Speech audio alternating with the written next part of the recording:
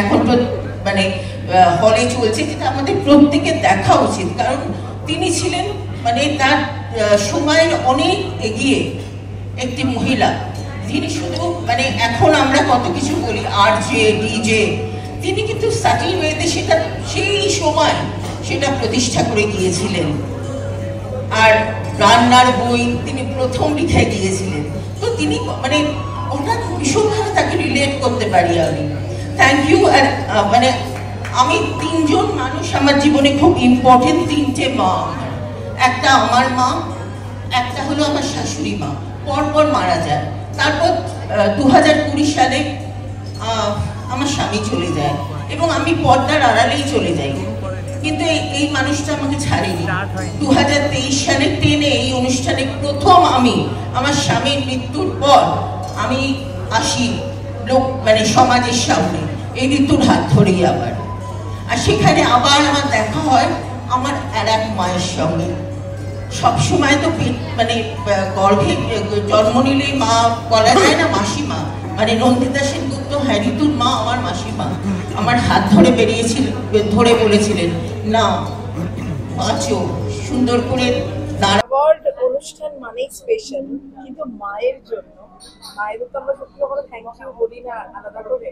এটা নিয়ে কি বলবো এবং দিদিকেও জিজ্ঞাসা করবো, মানে থ্যাংক ইউ বলি না কিন্তু বলা উচিত। এই ছোট ছোট জিনিসটা যে আমরা এত টেকেন ফর গ্রান্টেড নিই, এটা বলবো না যে ঠিক নয়, কিন্তু এইসব মুহূর্ত একটু মনে করিয়ে দেয় যে কতটা অমূল্য।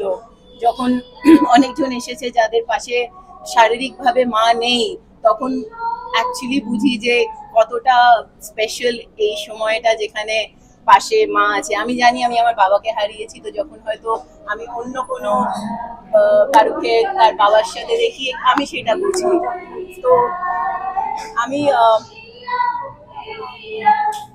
এটাই বলবো যে এটা খুবই স্পেশাল মুহূর্ত, and I am very proud and happy that আমি এখানে মায়ের পাশে এসে দাঁড়াতে পেরেছি। এটা একটা খুব অ্যামেজিং কনসেপ্ট। শুধু একটা ট্যালেন্টের জন্য কারুকে এখানে পুরস্কার বা রেকগনিশন দেওয়া হচ্ছে না, কিন্তু এখানে মাকে রেকগনিশন দেওয়া হচ্ছে, কারণ ভীষণ থ্যাঙ্কলেস জব মা হওয়াটা। আমি সকালে উঠে আমায় ভাবতে হয় না ব্রেকফাস্টের কথা, লাঞ্চের কথা, ডিনারের কথা, কিছুই যা হয় I can go and tell her. কিন্তু এটা খুব important, and I feel very lucky that I still have her by my side. দিদি অনেক পুরোনো দিনে আজকে ফিরে গেছিলেন, আমরাও শুনলাম, এবং খানিকটা মানে আবেগপ্রবণ হয়ে গেছে একটু বেশি। একটু যদি বলেন মানে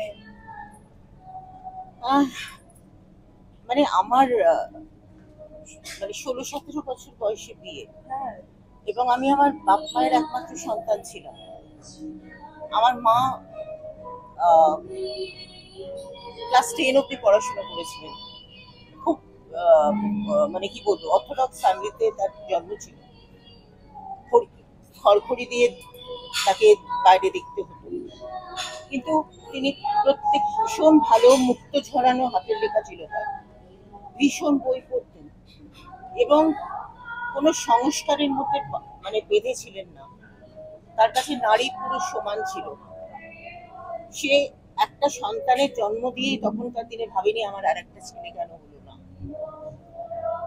এবং মেয়ে মানেই তাকে রান্না করতে হবে, তাকে শাড়ি পরার কুচি ঠিক করতে হবে, আমি কোনোদিন এগুলো শিখিনি। এবং আমি খুব ফর্চুনেট যে 16 বছর বয়সে বা 17 বছর বয়সে আমি যখন বিয়ে করে আসি, আমি ওরকমই সুন্দর গ্রামের চন্দ্রনগরের হলেও আমি ওরকম সুন্দর শাশুড়ি পাই বা শ্বশুর বাড়ি পাই, যেখানে আমাকে কখনো বলেনি তোমাকে এটা করতে হবে বা ওটা শিখতে হবে বা এটা কোনো রুল করেনি সেট। আমি যেটুকু করেছি আমি আমার স্বেচ্ছায় করেছি। তারা আমাকে পড়াশোনা করিয়েছে, আমার মতো করে বাঁচতে দিয়েছে। তারপরে আমার মেয়ে আমার অহংকার। এখন আমার স্বামী না থাকলেও আমি যখন ওকে আমার সামনে দিয়ে যাই, হঠাৎ করে হয় আমার মানে তার পিছনে ঘুরে বেড়াচ্ছে। ওর মধ্যে তার এতটাই কোয়ালিটিস আছে। তো হয়তো থ্যাংক ইউ আমারও আমার মেয়েকে বলা উচিত, আমার স্বামীকে বলা উচিত ছিল, মাকে বলা উচিত ছিল, বাবাকে বলা উচিত ছিল, কিন্তু কথা কিন্তু সবকিছু নয়। মানে সাইলেন্সেও যে কখন থ্যাংক ইউ আসছে সেটা বুঝে নেওয়া যায়। একটা জিনিস মনে রাখতে হবে, যখন বৃষ্টি হয়, যখন বিদ্যুৎ চমকায়, হ্যাঁ, মানে গর্জন হয়, তার আগে কিন্তু বিদ্যুৎ চমকায়, গর্জন তারপরে হয়, বিদ্যুৎটা আগে চমকায়। তো থ্যাংক ইউ বলার আগে তার ভেতর দিয়ে যে থ্যাংক ইউটা আসছে, যে সম্পর্ক নিবিড়, সে মা হোক বা যেই হোক বা সন্তান, সে বুঝে নেয়।